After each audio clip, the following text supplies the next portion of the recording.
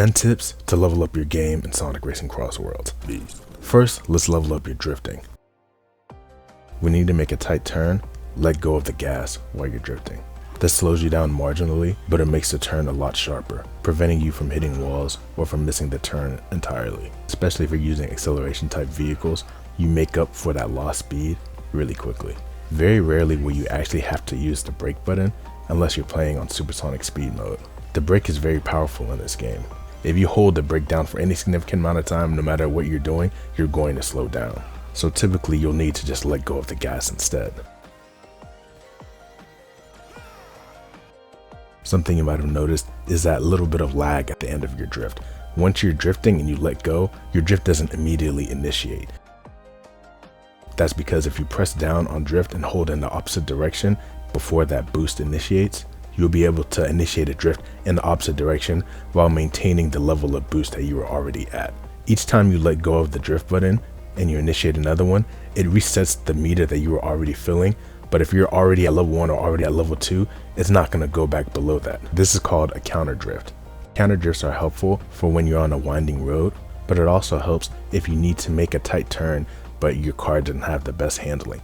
Let's say you're about to make this right turn, but you're a little bit too close to the wall and you're doing it a little too late. So what you might do in something like Mario Kart is you would have to drive a little bit to the left and then try to drive to the right and then try to drift to your right. But what you can do is you can just counter drift to the left and then turn to the right.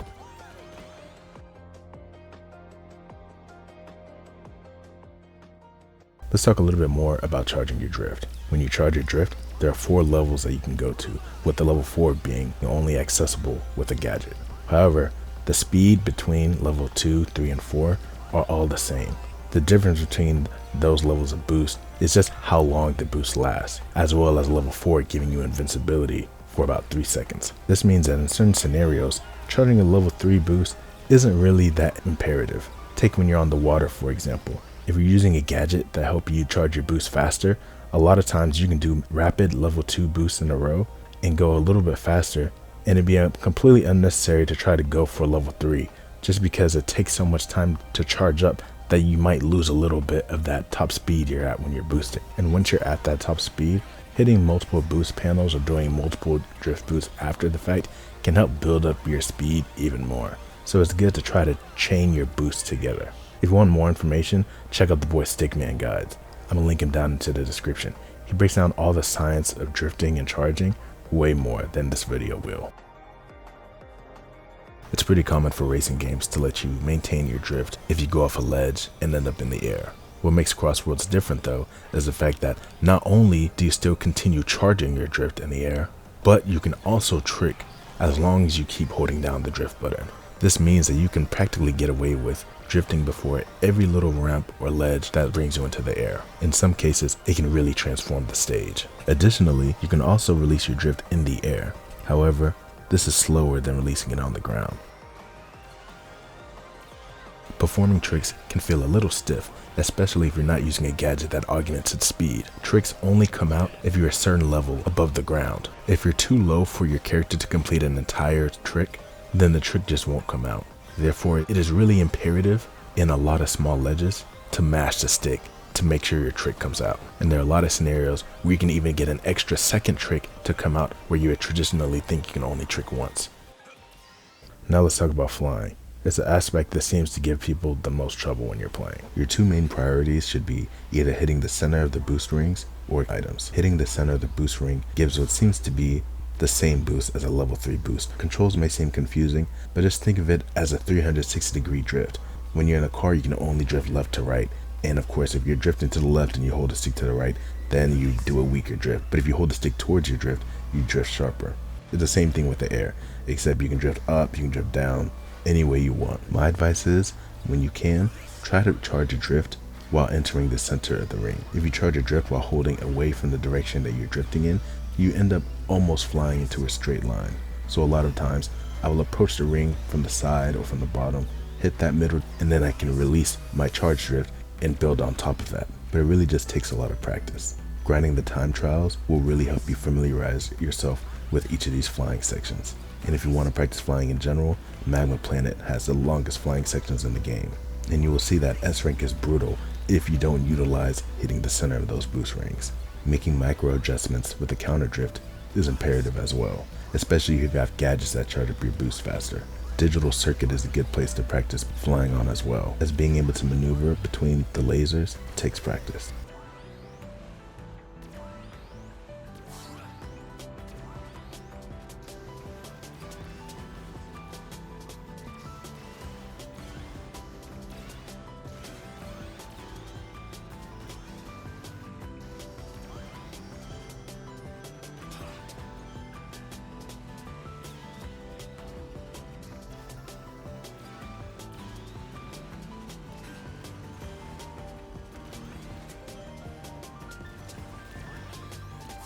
Let's go more into the item side of things. First, we'll talk about rings. And of course, go watch the Stickman guide, who go into a lot more detail about rings than I do and the science behind it. But essentially, the more rings you have, the faster you go. But hitting 100 is your main goal with rings. The same amount of speed boost you get from collecting 1 through 99 rings is the exact same speed boost you get from collecting that 100th ring. Meaning that going from 100 rings and then hitting a wall and losing 1 ring gives you a pretty decent speed reduction. That's where the gadgets come in. There are gadgets that can give you 130 rings maximum or even 200 ring maximum, but this does not increase your max speed. Having those extra rings essentially acts as a buffer. If you had 130 rings and you bump into a wall and now you have 129 rings, you still have that speed boost you get from being at 100 rings. So it just gives you more leeway before you drop down back into the 90s. This is a list of all the ways that you can go over grass in this game. Everybody knows the typical items that helps you go over the grass, but the 2 obscure ways that you can bypass that slowdown is using the blue boost panels. They're typically found on the 3rd lap, and once you hit it, it acts as a boost whisk and lets you go through. The other item is the Omochao. When it lays out those rings in front of you, as long as you keep collecting those rings, the grass won't slow you down. It won't give you a massive speed boost, but it still allows you to make that shortcut at normal speed. This is very similar to the Ghost in Mario Kart.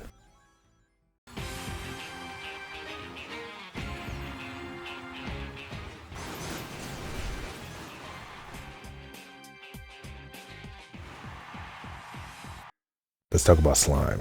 A lot of people have complaints about this item because it's essentially like the lightning bolt in Mario Kart, aka the most annoying and worst item in the entire game.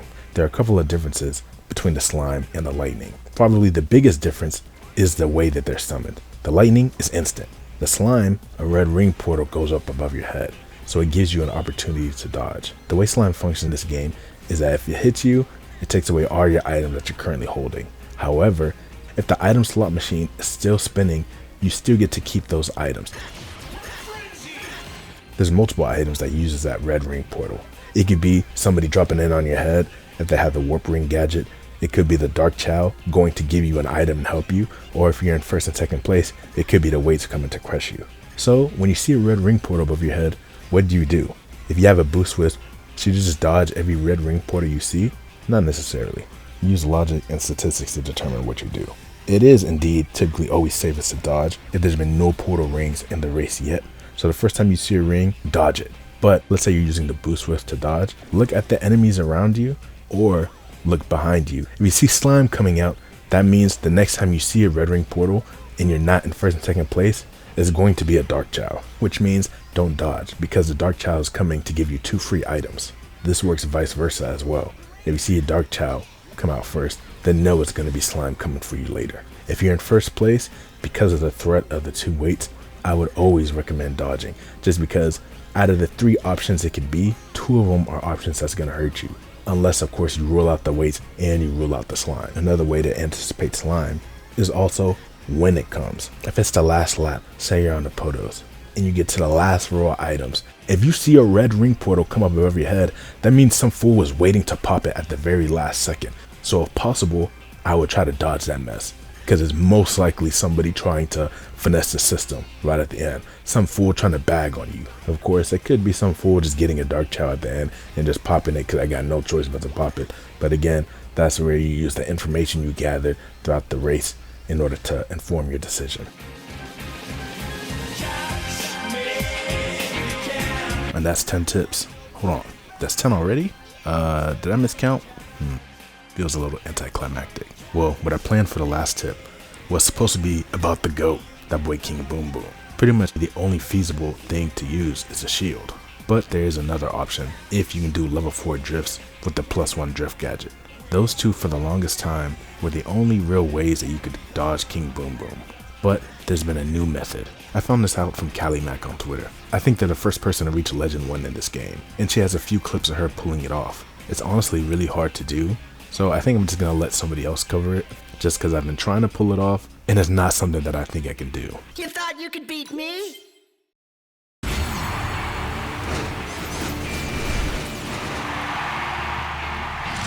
Finally, it's time for our epic rematch.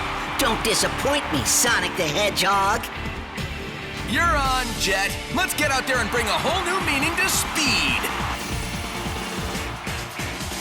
I have poured my entire soul trying to hit these King Boom Boom skips consistently, and I really don't know what it is. At first I was trying the typical method, which is just driving as fast as you can and then boost wisping what seems to be as soon as King Boom starts putting his hand down. But honestly, after all of my attempts, I only got it done twice, and one of them, I'm not even sure how that even happened. Over and over and over again, I keep getting hit, and it's like, am I supposed to be looking at his right hand? Maybe it's right when his right hand starts coming down. Is it before it starts coming down?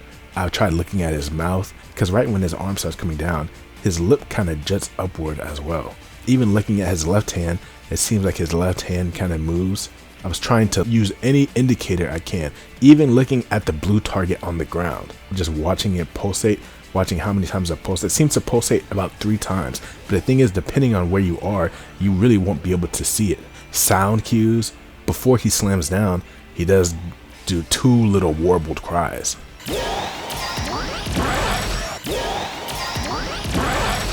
But nothing seemed to be working for me until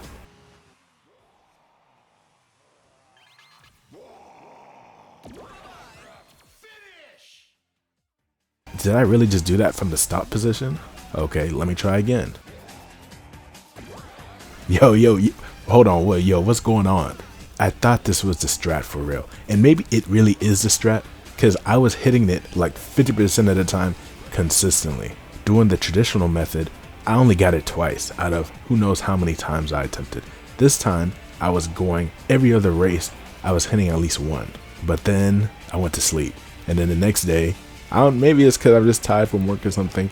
My dodge rate is just in the gutter. Now I feel like I'm back to square one. I have absolutely been grinding. I'm pretty sure I've gotten 1,000 tickets from the race park just from doing these frantic item modes with just the boost wisp and King Boom Boom.